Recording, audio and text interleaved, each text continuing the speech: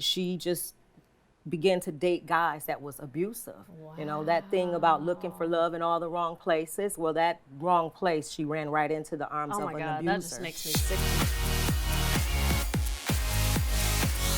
Hi, and welcome to Kelly, where we talk about life, your life and my life. And through Kelly, we hope to inspire. I have Shonny Sanders on the show today, and we are going to talk about domestic violence. Yes. We're going to talk about molestation.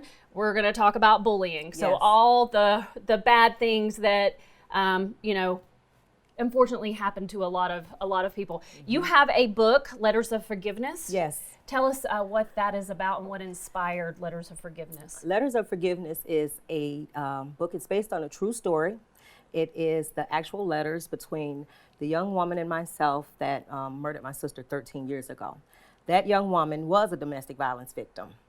And So she murdered your sister? she did, yes. Wow. My sister went out one time with the guy that was abusing this young lady.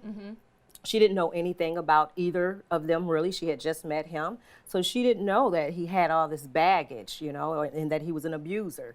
So this young lady and her crossed paths in one night, and she brutally murdered my sister. Wow. A lot of misplaced anger and aggression. Right. You know, my very best friend growing up, her son was 14 years old, and he was spending the night over at a friend's house. And the mother was a single mother. She had just gotten out of a relationship. She had only dated this guy for about 3 months, and she noticed some things that she was not comfortable in. She broke the relationship off.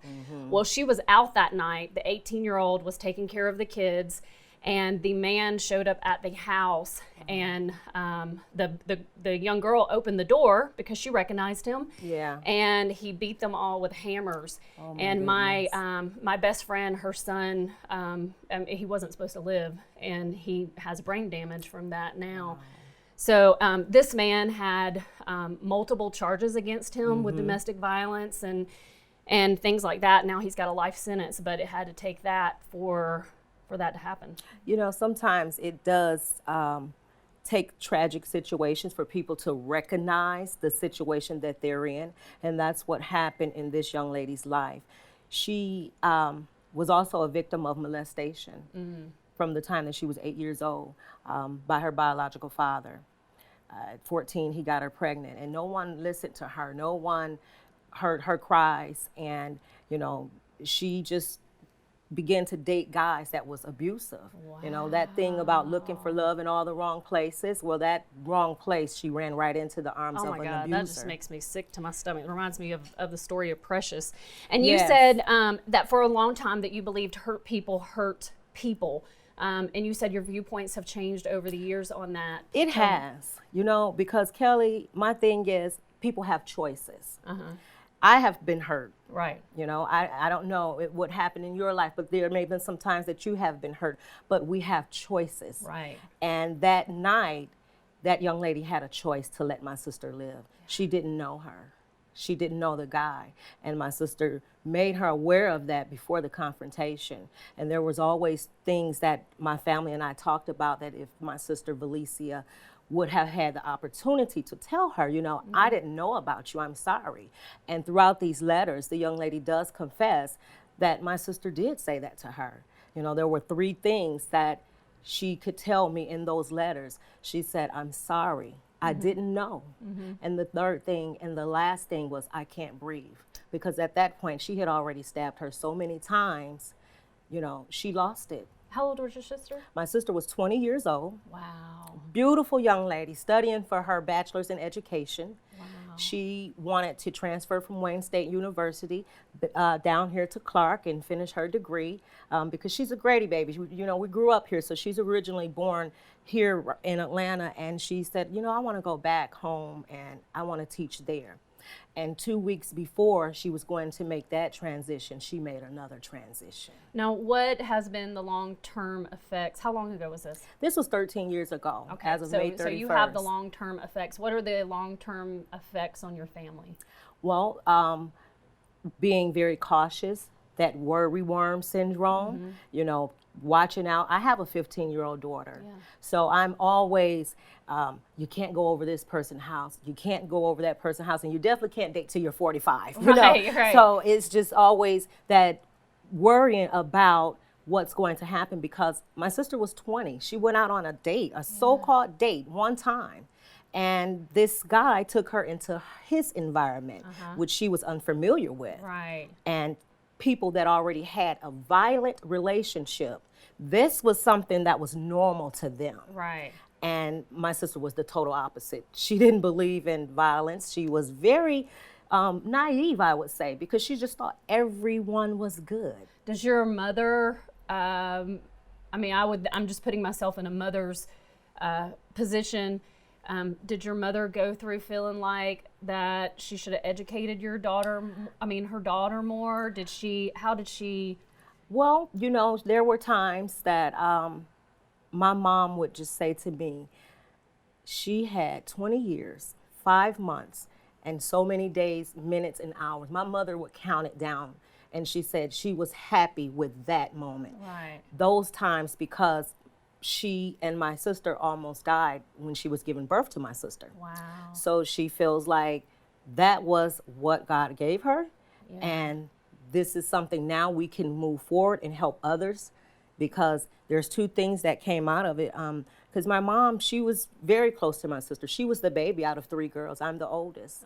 And we're 10 years apart. So I was the babysitter. So my mom always kind of sheltered her, and growing up, she had us, my other sister and I, to kind of look at and say, hey, I'm not going to do that. Right. So she went to school, went off to college, never gave my mom any trouble. She was just that nurturing child that hung out with my grandmother and great aunts. So she was the cool kid. What a wonderful, strong mother your mother is. My brother in 2003 was captured in Iraq, and Wow. So he was a prisoner of war for 23 days. Wow. And the strength that my mother showed at that time, like literally, we watched her pray that if her son was in too much torture, or that God would take him.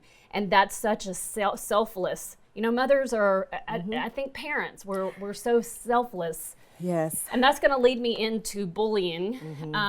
You were talking about that you wanted to talk to people that were in situations at schools, bullying. Yes. And you said your daughter was recently in a situation like Yes. that. I know as an acting teacher, I have a lot of students and that will say that, they are also victims of bullies.